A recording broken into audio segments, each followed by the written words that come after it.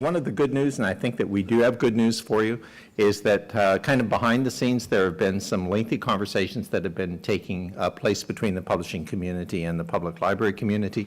And we are attempting, as you will see in many respects, to come up with a better model for ebook lending within public library, and one that recognizes and understands the publisher imperative to be a viable business and a sustainable business into the future. So we've been working on this for 2.5, almost 3 years, I think, at this particular point.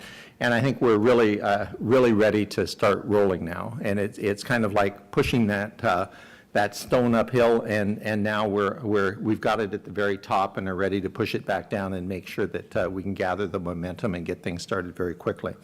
We're very hopeful that we'll be able to start, as you'll see, some pilot programs, and we'll show you the conditions under which those pilots will be taking place, and that shortly after we prove the sort of technical operation in those aspects of the pilot and the way they work, that we can roll it out to the entire library community within Canada.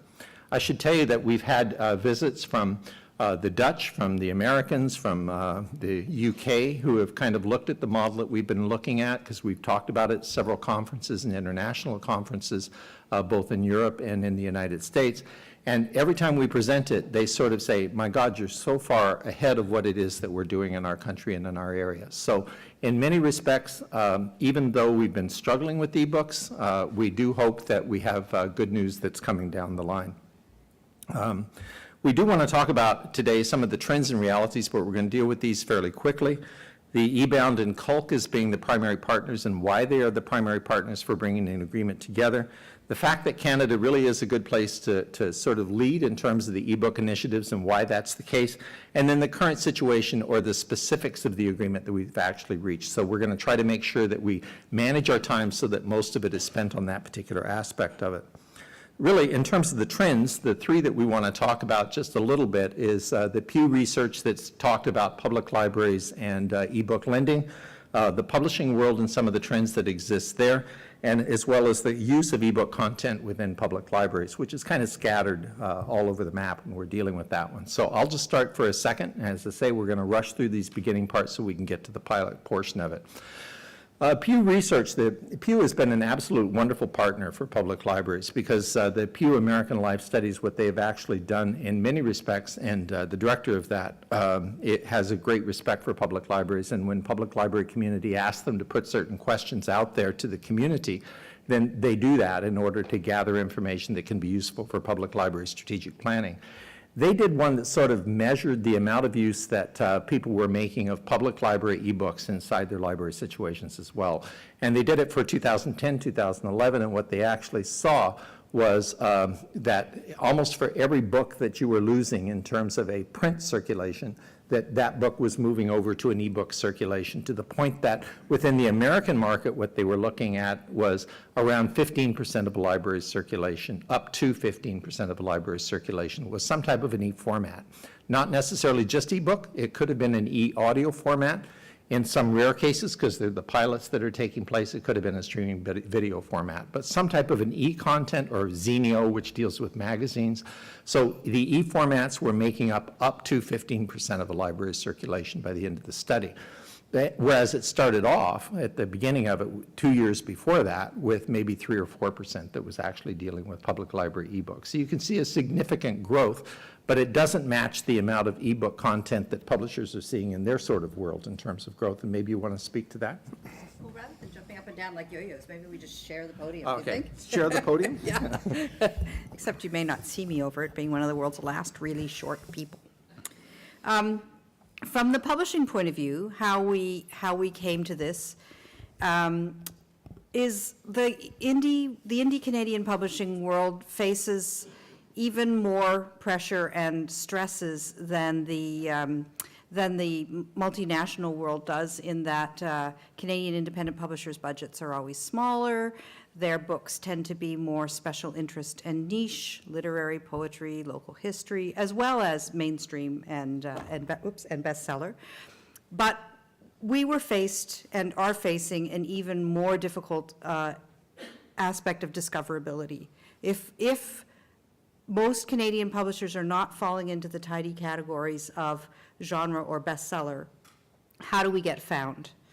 And one of the main things we started trying to think about at eBound was how we could find places in the market where discoverability could be worked to our advantage. We were convinced that people would want to read our books if only they could be found. And it started at the beginnings of a conversation with the Culk librarians about just how we might work with libraries to help discoverability. It started out as simple as that. And we sat around a table at the McClellan and Stewart boardroom almost 3 years ago now, it's just shocking, and realized that all of a sudden the librarians were saying, oh, but there's not very much Canadian digital content for us to use. And we were saying, what do you mean? Each of us has, anywhere from 300 to 700 titles, digital, waiting to be used and found. And we were discovering that the existing library sales portals were not actually flagging Canadian titles. And it made us realize that we were facing this chasm where both parties were actually quite willing and anxious to utilize and to sell Canadian materials. But the way the system was set up, because of early adoption activity and stuff like that, it was all US-based, and there was very little that was sympathetic or useful for flagging particularly Canadian content.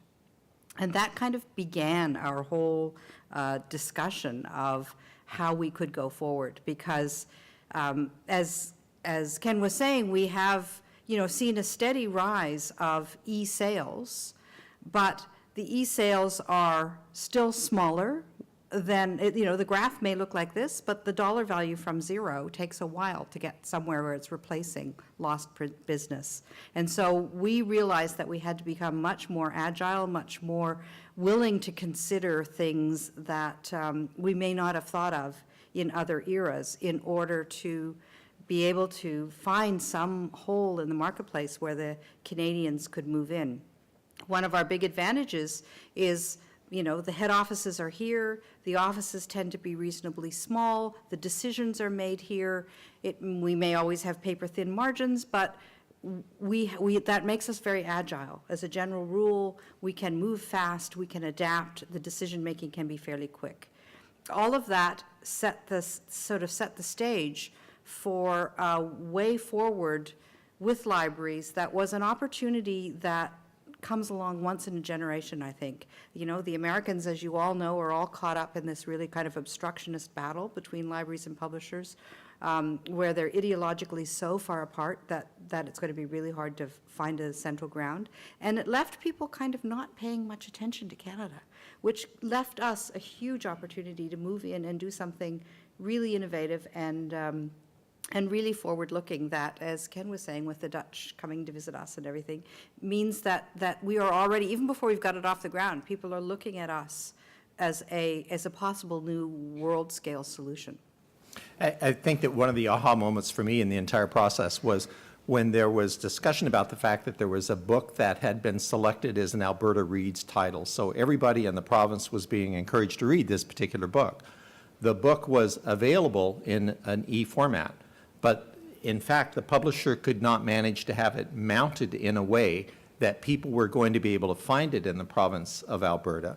And Overdrive, for the public library side of it, was it had been sold to Overdrive. But Overdrive delayed mounting it past the date that it was no longer the Alberta Reads title. And we were all sitting there thinking, well, this is ridiculous that we can't take popular Canadian titles that we're promoting, and make them so that they're going to be available. We're at the mercy of sort of vendors from south of the border that are controlling the marketplace, and we're not able to sort of make that determination.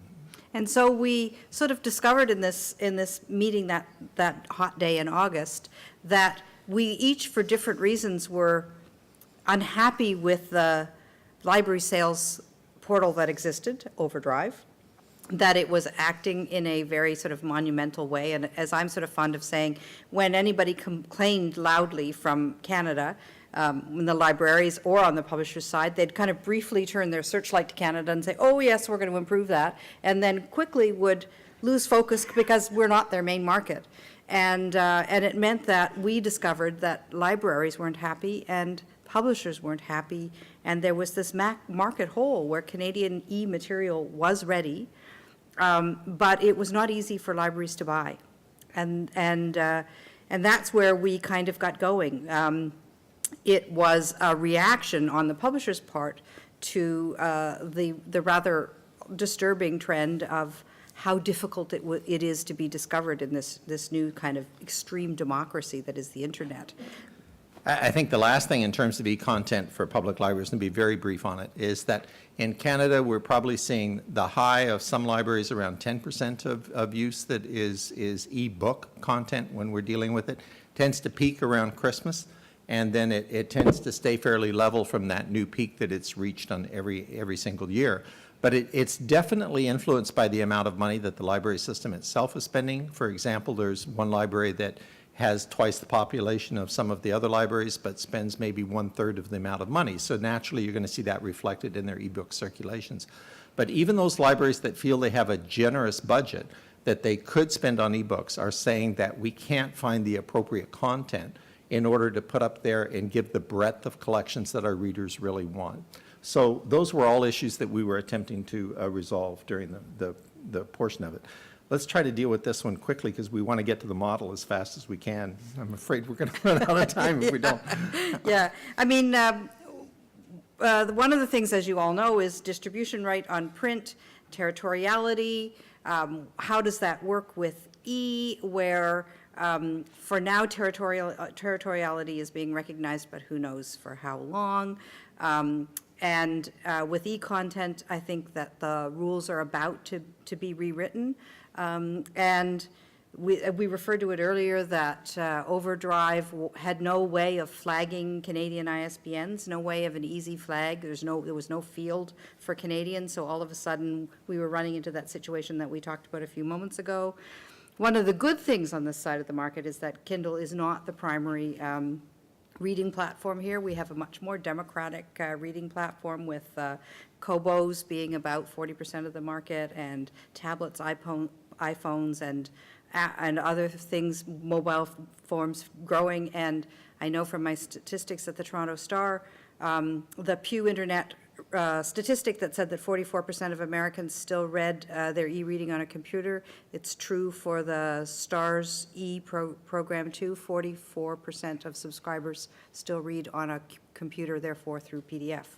So it does give us a much more complicated market on the one hand, but not so much dominated. As we all know, those of us who've been publishing for a long time, the bane of our existence is that our home market is so small.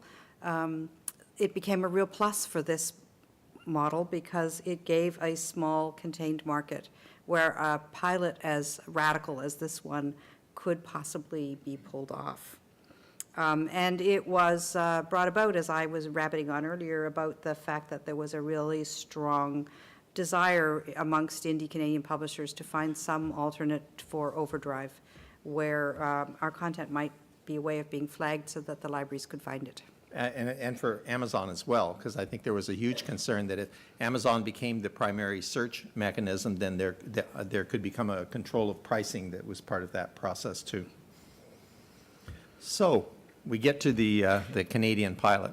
And what we actually have is a memorandum of understanding that is just about to be signed between the eBound and Culk partners. And by the way, Culk is the lead organization for libraries on this project because the urban libraries, and Culk really is the Canadian Urban Libraries Council. So it represents by population about 70% of the population in English-speaking Canada. And the Culk has tried to ensure on every stage that whatever it is negotiating is sizable for smaller libraries as well, to make sure that everything that we're developing can be used and could be open to any library that is available in Canada. So the pilot itself and the pilot sites really are going to be Toronto, Hamilton, Ottawa, and Vancouver. And one of the requirements for the pilot libraries is that they have to have a discovery layer within their catalog that allows all of the ebooks to be merged so that people can search them along with the print titles and other titles. They will then be allowed to check it out from that discovery layer within the catalog and then it only goes to a common back end, which we're putting together, and then allows the transaction for the checkout of that material to take place. So this is enormously important as we begin to see some publishers, such as Penguin, that are really selling to 3M as a back end, but are not selling to Overdrive. And the last thing we want our customers to be able to have to do is to understand which one of those back-end systems they go to for which one of the publishers. So that common front-end catalog that allows you to unify all of the material that you have for the search to take place, for the selection to take place, and only then go to the technical back-end to retrieve that title was important to us, to make sure that we could grow the service. If we even had self-publishing, if we added other publishing, if we took Dutch language material and put that into our catalog, that no matter where that material was housed in the back end, it could be unified and put into the catalog within the library. And one of the things that we really wanted to achieve through this this new platform too was to kind of kill the hegemony of having one sales outlet own a platform. So our idea on this platform is that anyone can sell to libraries through it, including Overdrive, should they wish. That it will be a platform that any sales avenue that a library chooses to use can potentially flow across it. And one of the main goals too was to ease the frustration on the part of readers, where as Ken was saying, there wouldn't be so many layers before they could get to their book, where they wouldn't be held up and sort of stopped every time to ask what format they wanted it in, and all the barriers that exist now. From a publisher's point of view, but Canadian publishers' point of view particularly, the opportunity was huge to move into a hole where libraries wanted content, we had content we wanted to sell. The terms of trade for a lot of the other publishers were ex-Canadian publishers were being held up for a whole bunch of reasons. It gave us a huge opportunity to move into a market and regain some market share that we had lost over the last 15 years as wholesalers, as bigger publishers, as bigger players kind of sort of squeezed our specialized and Canadian-specific titles to the margins. And it was a real chance for us to throw aside some of the rules and assumptions we had and grab the opportunity to make better relations with the public libraries, to try something that's never been tried before. And I think the second bullet in this one is really important, because what we wanted to do is that there's that sort of belief that, well, library use cannibalizes sales. So we wanted to test that, and we even felt that putting together any type of a pilot that didn't test that would not give us good, valid information as to whether that was true or not. So during the course of the pilot, what we wanted to make sure was that each of the pilot libraries have agreed that they will put buy buttons for at least the e-content. Several of them will be doing e-content and print content on their catalogs as well, and using local bookstores as the fulfillment agency for those particular print components of it. And then the e-content could be allowed to be purchased as well. So that allows us to see whether or not, because one of the arguments really is that people who use libraries are also book buyers. And then if a person reads a book, really likes a book, they want to buy it for their aunt lives in Florida, so they don't have access to that particular library system, then that book can be purchased and can be credited to or sent to the aunt for acquisition. So we wanted to make sure that we had that ability to use the 18 million library users that use their library websites and almost set up aggregating those users into an alternative to Amazon as a place where people can find books that they might like to read or buy, and then if they want to buy those particular titles, a place where those books can be purchased. I think one of the other things that's really useful for publishers too, and that we had extensive discussions about, is the fact that traditionally, publishers have not really known how their books are being used within libraries. We either, sell direct, we sell increasingly through wholesalers. The book just disappears off into the void. One of the pieces of this RFP is a dashboard that not only serves the technological and transactional requirements of the libraries, but gives publishers a tracking mechanism so that they can see where their books are being lent, how many times they're going out, We can begin to see the geographical patterns of the movement of our titles, which is a kind of hard data that all of you know is really hard to get in Canada. And one of sort of the background real benefits of this that goes way beyond the sales. The third point we've actually talked about that allows you to integrate the e-content. I think the fourth one that encourages the purchase of a wider range material is important, because one thing that the publishers were constantly telling us is that we have these 300 titles, we have these 700 titles, they've been converted to formats that could be usable to libraries, but there was skepticism in the library as to whether or not there would be readers for many of those titles. So the real belief was, yes, but even if you do it, we're not necessarily going to buy it, because the cost would be this particular level, and we can't really tell you whether or not we're going to have enough readers for that particular title. So we really talked about that quite a bit as to how we could develop a model that would encourage the opportunity for readers to discover good Canadian titles that were in existence, and how could we develop a model that didn't require a library to sort of have to be all the way in and commit to those particular titles if they're not convinced that there is a reading audience for those titles.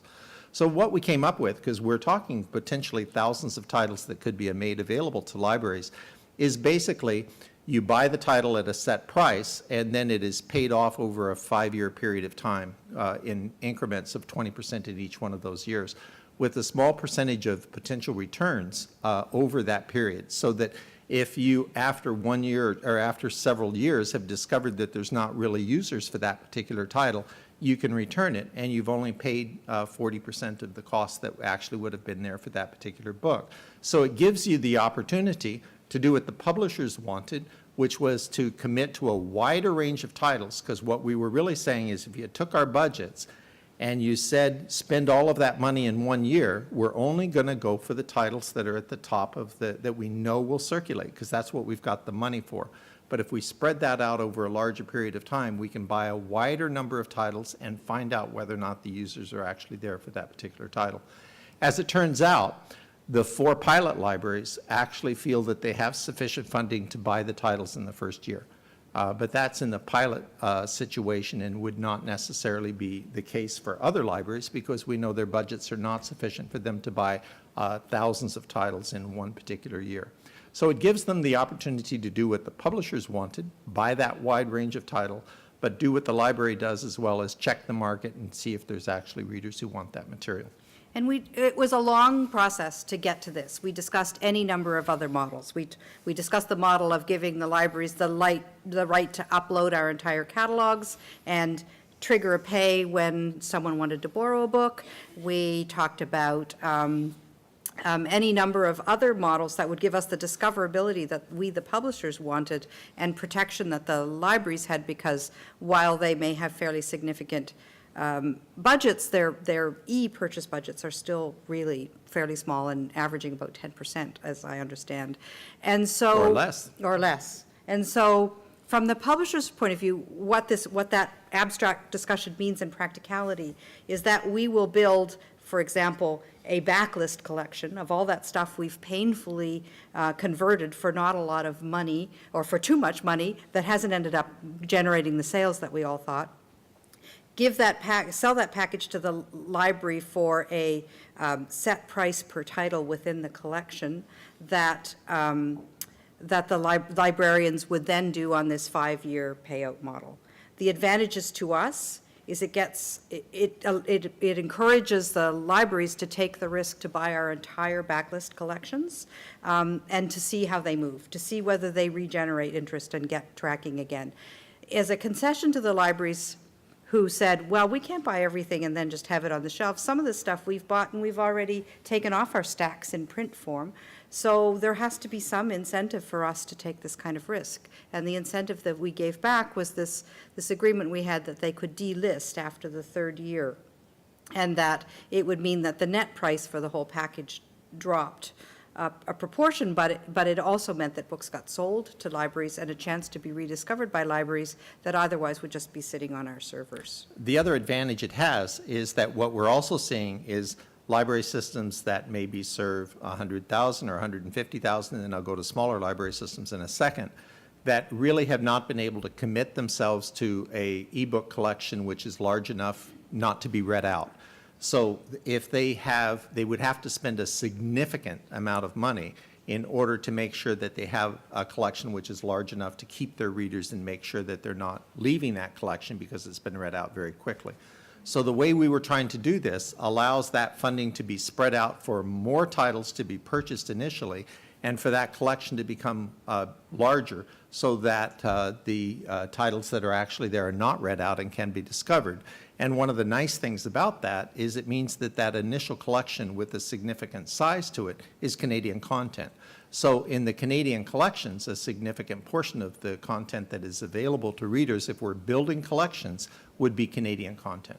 And we have made some really important agreements that have been very divisive in other places. We have agreed to a circulation cap, so that if a title circulates more, then they have to relicense it or rebuy it, whichever vocabulary we want to use.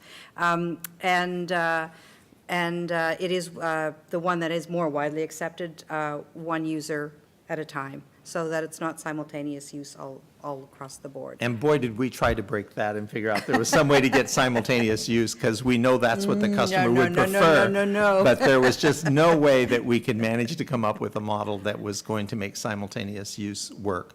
There may be in the future, and we'll continue to have the conversations, the licensing models that would become available so that simultaneous use could become a reality for public libraries, but at this stage, it's just not on the table. And one of the things that, as we got through the negotiations and started to think about how we were going to get this going, we originally started rather naively thinking that somehow between us, we'd find the funding to build this Made in Canada platform, and that we would own and manage.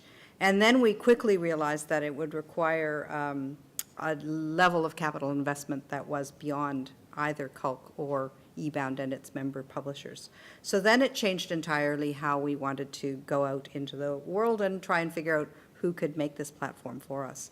So at the beginning of the summer, we put out an RFI, a request for information, that was fairly robust, but left it open-ended in case any of the respondents came up with some ideas that we hadn't thought of. We didn't want it to be as restrictive as an RFP. We got 9 respondents. We got 9 people responding, both Canadian and non-Canadian. And we then spent some time, more time than we thought, as always happens in these cases, revising, continuing to negotiate amongst ourselves what our terms of trade would be, and just getting post-Christmas to a release of the RFP, which is still open at the moment. It's out. It's available for anybody to look at on the Culk website, culk.ca, and then you'll see a toggle button for the RFP. The respondents have had their time frame for answering questions, and we are just waiting for the formal expressions of interest to close on March 11th. And I think it really was a recognition that if we were to move to, as we anticipate, the possibility of 50 million plus transactions on the back end of this, that we couldn't build the telecom back end that would allow for that part of it to happen. That we need one of the larger vendors that is used to dealing with that portion of it. The pilot won't be that large, but the potential of growth into that particular area. We're hoping that we can attract partners that will deal with it from the RFP standpoint, that see this, because Connect Canada is being looked at for the models that we're developing, as the potential for developing a back-end platform that would be useful for libraries right around the world, that for them it is the process of using our pilot to build a business.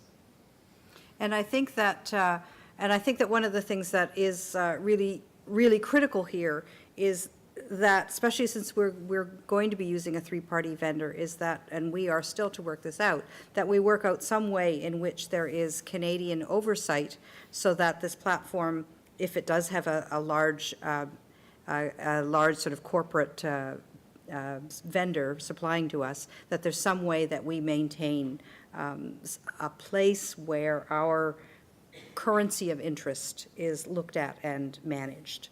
So that's a piece of the puzzle that we're still working out. And that would translate into that we're not creating our own overdrive that we then can't control. Exactly, Yeah. exactly, Yeah. exactly. So the MEOs, we're just about to get the RFP. We're probably, by the time we negotiate at the other end with the select vendor, It's probably April, May before that closes. I Oh, would you think, optimists. I'm going to say June. So it's probably going to be fall before we see this pilot up. The pilot is anticipated to run 6 months to a year, with the proviso that it could, if it's really working, it could roll out anytime after 6 months. And I just lost my next thought. What was that? Well, I was going to mention that for libraries that are over 100, what we're anticipating right now is that libraries that have over 100,000 population would act as independent entities buying their own material for their own customers within that. But libraries that were smaller than that would be allowed to join together into consortia so that they would be, for the purposes of the ebook collection, treated as the consortia would be the entity that actually that purchased the material. So that allows many more groups to begin to form in order to buy those. And there are already some of those consortia that exist, mostly in places like Alberta and British Columbia, that are already ready to start the process of participating.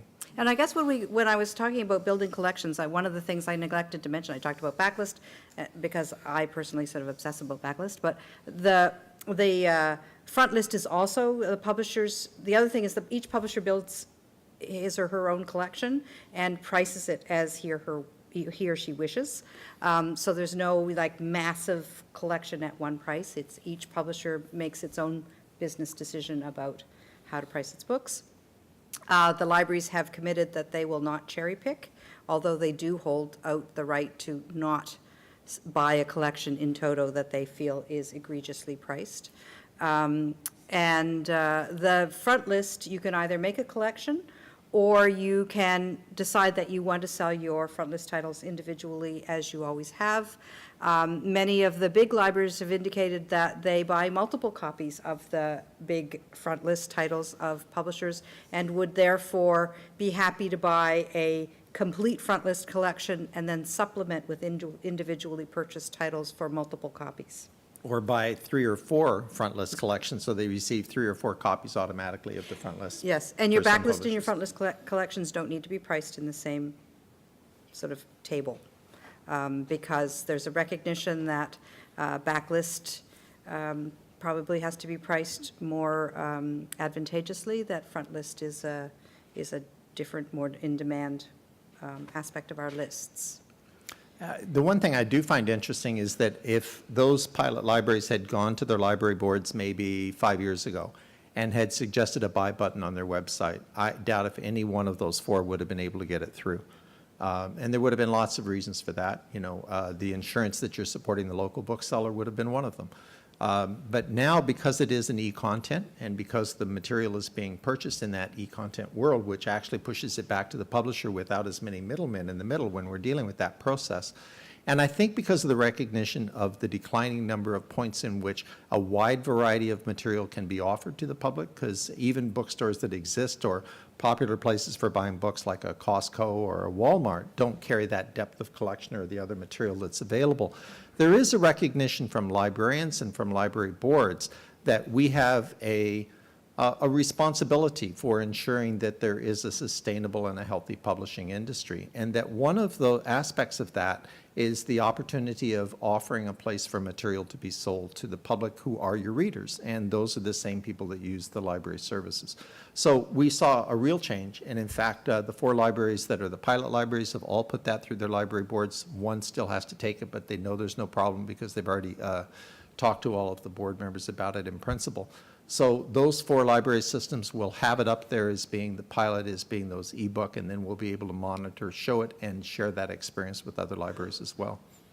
Oh, go ahead. Yeah, just one last thing that the other thing that we have negotiated is that because this is a whole brand-new business model, pricing model, like so much in our e-world, nobody knows yet, there is an agreement between the 2 groups that if the pricing doesn't work, the libraries will not hold us to it after the pilot. So we're not setting in train a model that we can't get out of if it turns out that the experiment doesn't work in terms of pricing. I have no doubt the experiment will work in terms of the platform and discoverability, but if this means of selling to libraries proves not particularly practical or useful, then we'll let that go and we'll reinvent. Yeah, no. It only took us 2 years to get here, so it better work, right? It better work. Yeah. So I think we have time for a few questions, and then we're done.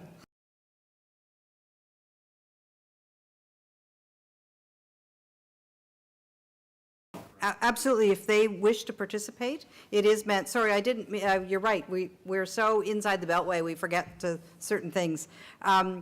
There is not a branch plant publisher as yet participating, but there is interest, and There's heavy interest from two. and it will certainly be open. It's like BookNet, it's like 49th Shelf, it's meant to be a solution for the entire Canadian-based industry. Thank you, Noah. And I do think that the branch plant publishers, they want to see the final agreement, and then it's easier for them to deal with it from there. And I think we're just as happy with that type of an arrangement, because having a two-party negotiation took long enough. So if we reach the agreement and then bring them in, and the platform is open to that, then I think we feel they feel and we feel that's the best way to approach it.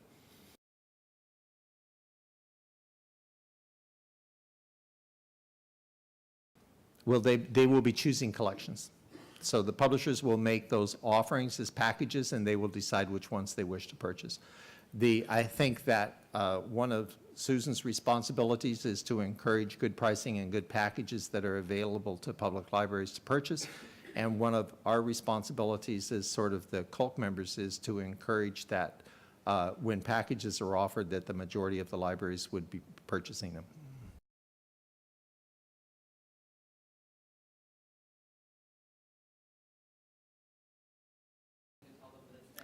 Yeah, and there have been conversations about that, and I think we can probably both comment on it, but we're hoping that what we don't see is like one publisher offering you 20 different packages, because that could become exceptionally complex. What we're actually hoping is that there would be a front list package, there'd be a back list package. If there's regional material from some publishers, so it's the quilts of Cape Breton Island, which are wonderful, that it means that those packages could maybe be done in a fashion which would encourage multiple sales from the libraries that would be within that region, but means that they're not necessarily, other libraries are not being obliged to accept that material as part of a package.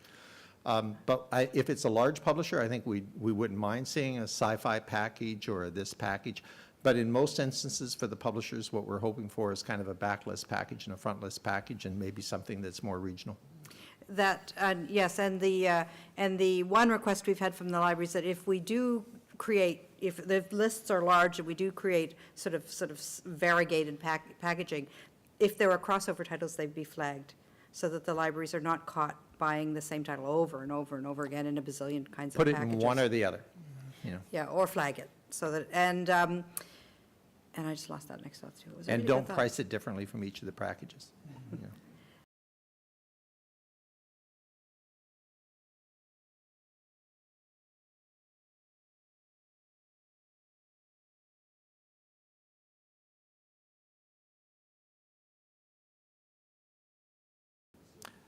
Yeah, I can tell you that we have done some of the finance figures, and that we do figure that there is a significant amount of money, one of them that will be freed up for the purchases of ebook content that was not there before. And it's not cannibalizing from the book sales. In fact, if there are librarians here in the audience, they would probably tell you in most instances that the money that is currently being spent on ebooks is more coming from databases than it is from books. So it's putting more money into the book world. I see a couple of heads nodding on that. So there's more money coming in potentially the book world. It's just finding the spending for it.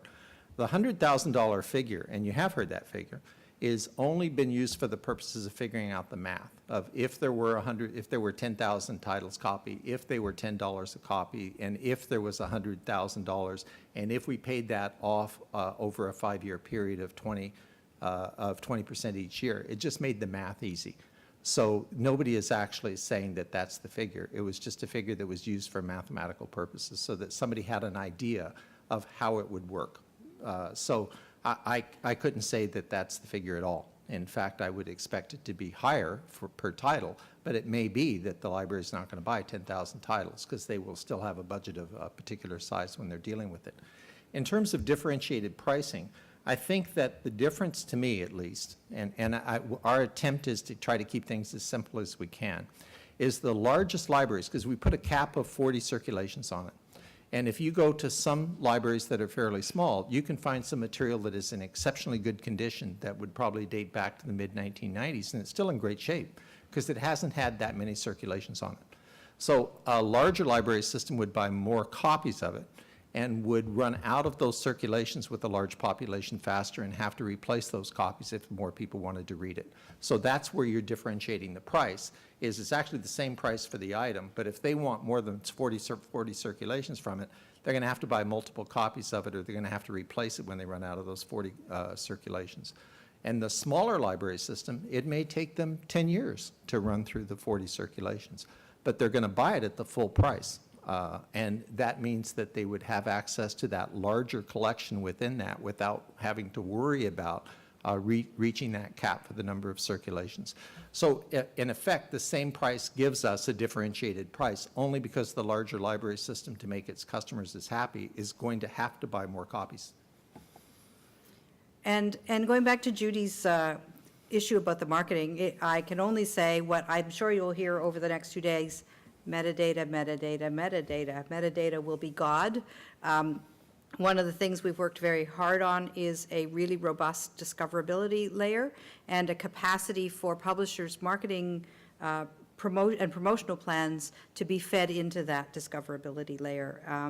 It's not that this is not fraught with a lot of work and a lot of change, but it's probably the best opportunity that's come our way in a long time, in an era when we're all going through tumultuous change, and the optimism of the end of the rainbow always seems to be farther and farther out, more years out before we start to see any kind of return for what is massive investment for all of us, whether we're large or small. And this is something that that is a chance to experiment right here, right now, and get some money and see if it works, and see if there is another way of going forward, because the old business models don't work. So, and I think we're getting all these little... Yeah. But we'll be around. If somebody would like to come up to us with individual questions, then we'll each be around. Thank you very much. Thank you.